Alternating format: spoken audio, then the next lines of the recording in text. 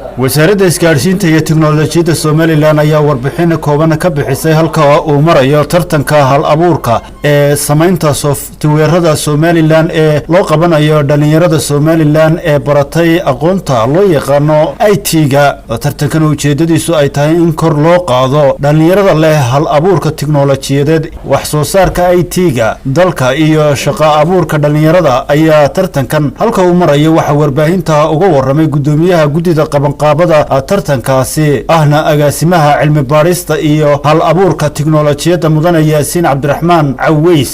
waxaan doonaynaa inaan halkan idinku soo gudbino warbixin kooban oo ka hadlaysa halka uu marayo tartankii hal abuurka software-rada Somaliland oo shaacintiisu ay bilaabantay bishii 11aad 15keedii 2020 taasoo si rasmi ah uu wasiirku uga shaaciyay shirweynaha ICT-ga Somaliland ee 2020 waxaa dhamaanaysa marxaladii ama wajigii koowaad ee tartanka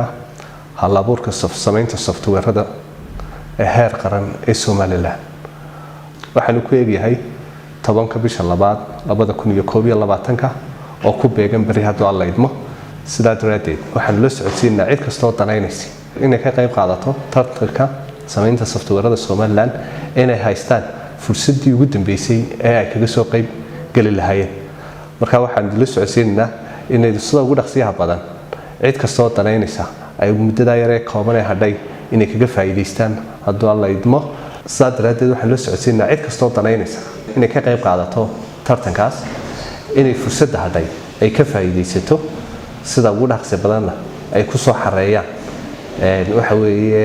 software-rada ay doonayaan inay ku tartamaan wixii ka dambeeya